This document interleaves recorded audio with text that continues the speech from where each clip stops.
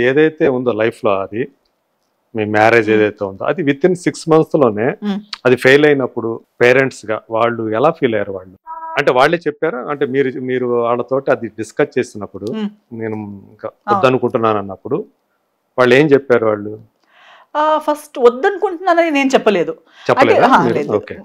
జరిగిందే మాత్రమే చెప్పాను. ఇది ఇలా ఇలా జరుగుతుంది, కరెక్ట్ అవ్వట్లేదు. డైలీ చెప్తాను అంతే. So overall we all were feeling it is not right. Whatever was happening is not right అనేది మనం మొత్తం my family, my extended family, because of my parents, my extended family కూడా తెలుస్తుంది కదా ఇది జరుగుతుంది, కరెక్ట్ లేదు, కరెక్ట్ అవ్వట్లేదు అని. సో వాట్ నెక్స్ట్ అనేది ఆలోచిస్తున్నాం కానీ డైరెక్ట్ గా అక్కడ వెళ్ళడానికి నేను ముందు కూడా చెప్పినట్టు మనం ఫ్యామిలీ బ్యాక్గ్రౌండ్ లో అలాంటిది ఎప్పుడు చేయలేదు. We have never done something like divorce అనేది మన ఫ్యామిలీలో జరిగిన విషయం కాదు. అది అంత హాయిగా చెప్పడానికి చేద్దాంలే అన్నట్టుగా అంత కూల్ విషయం ఏం కాదు. సో అలా అటు ఎవరు ఓపెన్ గా అది చేద్దాం డైరెక్ట్ డివోర్స్ దగ్గర వెళ్దాం అన్నట్టు ఎవరు చెప్పలేదు. But at the same time ఎప్పుడు లైఫ్లో నేను చెప్పినట్టు చిన్నప్పటి నుంచి కూడా ఎప్పుడు అలా కాంప్రమైజ్తో అంటే ఒకటి తప్పు లేదా ఒకటి కరెక్ట్ కాదని చెప్పిన తర్వాత కూడా ముందు మనం ఎప్పుడు వెళ్ళలేదు. Whenever we thought something is not right, we have discussed and either solved it or ended it. రెండిట్లో ఒకటి జరగాలి. తప్పు అని తెలిసిన తర్వాత మళ్ళీ అది లోపల మమ్మల్ని చంపుతూ ఇలా ఏదో ఒకటి బ్రతకాలి కదా అని ఎప్పుడు బ్రతకలేదు. సో మా మమ్మీ చూడండి, అంత పెద్ద వర్క్ ఉన్నప్పుడు కూడా, జాబ్ ఉన్నప్పుడు కూడా ఒకటే బిడ్డ కావాలా వర్క్ అన్నప్పుడు బిడ్డ కావాలని సెలెక్ట్ చేసి ముందుకెళ్ళింది కదా. లేదు బిడ్డ కూడా కావాలి, వర్క్ కూడా కావాలి, రెండింటిని కాంప్రమైజ్ చేస్తూ బ్రతుకుతామని సెలెక్ట్ చేయలేదు. మా నాన్న కూడా అలాగే. మనం ఎప్పుడు లైఫ్ లో అలాంటి we are either yes are no people. మధ్యలో grey colour, grey shade, black కూడా కాదు, వైట్ కూడా కాదు, అలా ఎక్కువ రోజు బ్రతకలేము. So something had to be done. They first try to sort out, మాట్లాడి సార్ట్ అవుట్ చేద్దాం అన్నట్టు మాట్లాడి సార్ట్ అవుట్ చేయడం ప్రయత్నించారు. అది కూడా కుదరలేదు అనేసరికి then the next we went to the church, we went to the court. అంటే మన చర్చ్ లో కూడా ఒక కోర్ట్ అనేది ఉంటుంది. అంటే ఇప్పుడు హిందూ మ్యారేజ్ యాక్ట్ అని ఉంటుంది, ఒక రిలీజియస్ ఆర్డర్ కూడా ఉంది. సో అలాగే క్రిస్టియన్స్ లో కూడా ఒక ఆర్డర్ ఉంది. And then there is court also. So when we approached them and discussed the whole situation, ila undi, what do you advise, what to do next anesariki, they said everything you said is a clear proof that you can, it is an open case of divorce. Ante it is annulment. Ante ikkada nijanga cheating jarigindi, nijanga the points that we have mentioned, we have proof backing up to each of the points. So aa points unnappudu, backup unnappudu proofs unna, cheating jarigindani proofs unna, proofs unnai, janalu unnaru. So when everything is there, mali meeru inta undi kuda undatam ante it is really ఏదో మనం తప్పు చేసి అలాంటి మజ్బూరీ ఉంటే మాత్రమే ఉండాల్సి వస్తుంది కానీ లేకపోతే ఉండే అవసరం లేదు. లీగలీ కూడా ఉండే అవసరం లేదు, రిలీజియస్లీ కూడా ఉండే అవసరం లేదు. ఇన్ ఎవ్రీ వే నీట్ గా గొడవలు లేకుండా బ్రేక్ అయ్యే సిచ్యువేషన్ అది.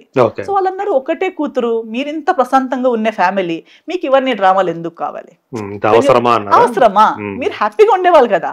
సో మీకు ఇప్పుడు క్లియర్ గా తెలిసింది ఇది రాంగ్ రూట్ అని, సో వదిలేయడమే బెటర్ కదా అన్నట్టుగా ఒక యునానిమస్ మన కమ్యూనిటీ నుంచి కానీ ప్రతి యాంగిల్ నుంచి అందరూ అడ్వైస్ చేసిన తర్వాత then we went forward. And వాళ్ళు చెప్పినట్టే అంత స్మూత్ గానే జరిగింది, because they were right. So that is when we also realized that okay, correct kada. So I think plus point in the whole thing is our transparency, that we are transparent to each other.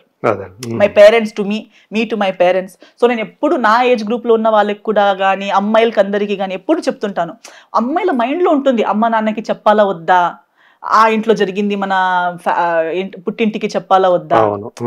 But parents మనం బాధపడుతున్నాం, వాళ్ళు కూడా ఎందుకు బాధ పెట్టడం. Actually అలా ఏం లేదు. మనం యాక్చువల్లీ ఓపెన్, వాళ్ళకి చెప్పకపోతే ఇంకెవరికి చెప్పాలి? మన పేరెంట్స్ కి, మన ఓన్ మనకి జన్మ ఇచ్చిన వాళ్ళకి చెప్పకపోతే ఇంకెవరికి చెప్పాలి?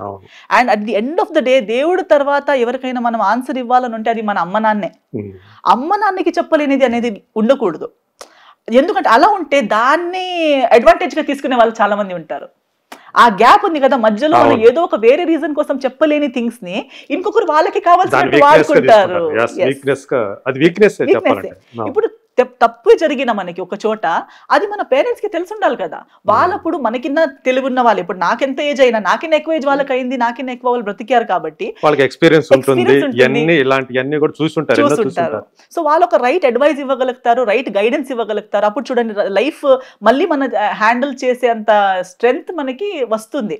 లేదు నేను పెద్దగా అయిపోయాను, నాకే నా లైఫ్ హ్యాండిల్ చేయడం తెలుసు అని నేను చేసుకుంటూ వెళ్తే దానికి గైడెన్స్ ఉండదు.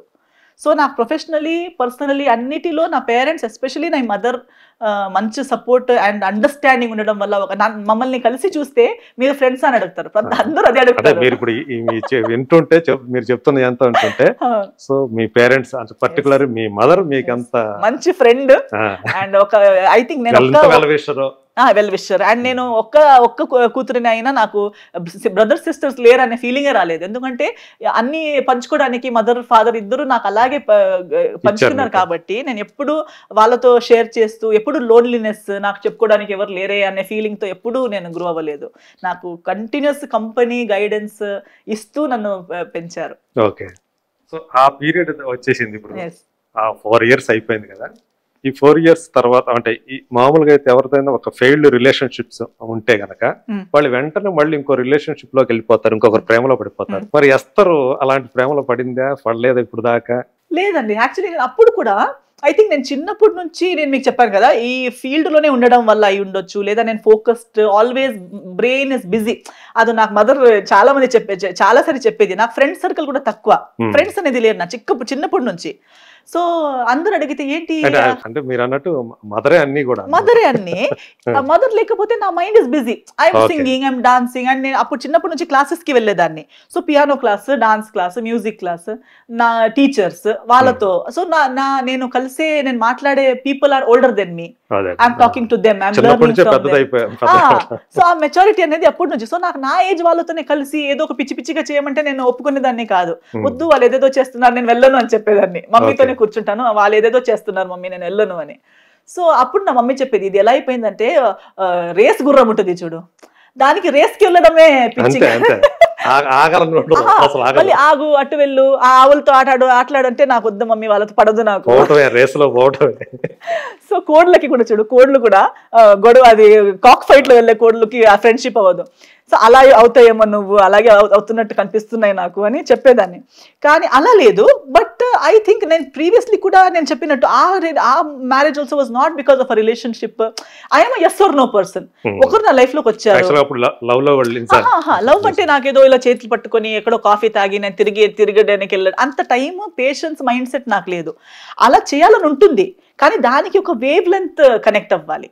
That my likes and that persons likes, interest అన్ని కలిపి ఎక్కడో ఒక చోట వెళ్ళాలనిపిస్తే then it is an organic thing. ఏదో అందరూ వెళ్తున్నారు మనం కూడా వెళ్ళాలి అన్నట్టు అలాంటి ఫీలింగ్స్ నాకు ఉండదు. సో అప్రోచ్ అయ్యి పెళ్లి అని అడిగేసరికి okay whether I want to marry, logically yes I'm 26, అప్పుడు నాకు 26 years. సో 26-27కి అందరూ నా కజిన్స్ అయితే 22-23కి పెళ్లి చేసుకున్నారు. నేనే లేట్ అని ఇంట్లో అందరూ తిట్టుకునే వాళ్ళు. అయింది కదా నాకు కూడా టైమే, సరే ఇంట్లో చెప్తానని చెప్తే పేరెంట్స్ కూడా ఓకే అంటే అలా. So if it had worked out then yes it would have worked out. I would have been happy and giving my best in that relationship as well. కానీ అక్కడ అది వర్కౌట్ అవ్వలేదు. బయటికి రాగానే నాకు ఏదో ఇంకో రిలేషన్షిప్ ఇమీడియట్లీ కావాలనే కోరిక నాకు లేదు.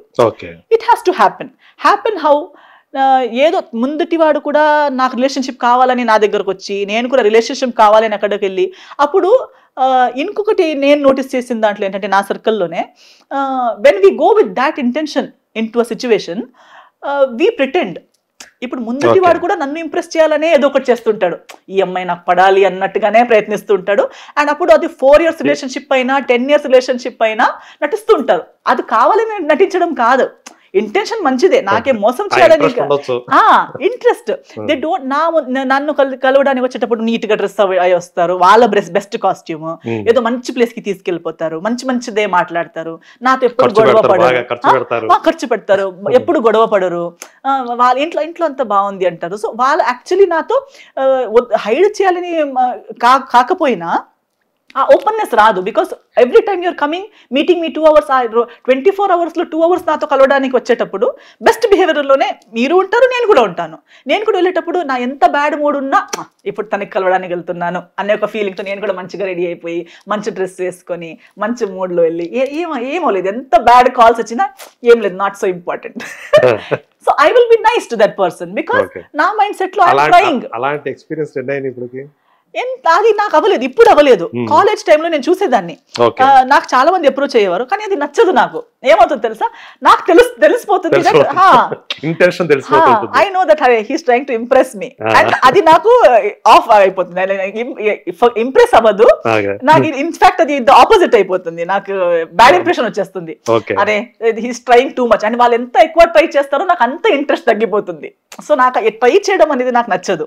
సో ఎవరైనా నాకు వెరీ గుడ్ లుకింగ్ వచ్చి మళ్ళీ నాకు ట్రై చేస్తాను అనేసరికి నా మూడ్ ఆఫ్ అయిపోతుంది. అయ్యో ట్రై చేస్తున్నాను, అలా అవ్వకూడదు. ఎంతమంది ఇదైపోయి ఉంటారు. నా కాలేజ్ నా ఫ్రెండ్ కూడా చెప్పేవాడు, నాకు బెస్ట్ ఫ్రెండ్ ఒకడు ఉన్నాడు మానస్ అని. సో కాలేజ్ టైం నుంచి ఇప్పుడు దాకా ఫ్రెండ్సే. వాడు ఇప్పుడు కూడా అంటుంటాడు, నీకు ఆ కాలేజ్ లో ఎన్ని మంది అడగలేదు, ఎంతెంత బాగుండేవాళ్ళు. తను చెప్పేవాడు, ఓకే చెప్పు బాగుంటాడు, బాగా బాగున్నాడు, ఇతను ఏ అచ్చారేగా బాంబేలో చదివాం కదా, ఈజ్ ఆల్సో ముంబై ఎట్. అందరం చూస్తే ఇతనికి ఎవరైనా చెప్తారు, నువ్వు చెప్పలేవా అంటే, మరి టూ మచ్ ట్రై చేస్తున్నాడు, నాకు నచ్చలేదంటే. ట్రై చేయడం నచ్చాలి కదా, నీకు ఎందుకు ట్రై అది నచ్చట్లేదంటే నాకు నచ్చదు. అలా అంటే ఆడపిల్లలకి ఎక్కువ మంది అలా ట్రై చేసేవాళ్ళంటే ఇంకా ఇంట్రెస్ట్ ఉంటుంది కదా, నాకు నచ్చదు.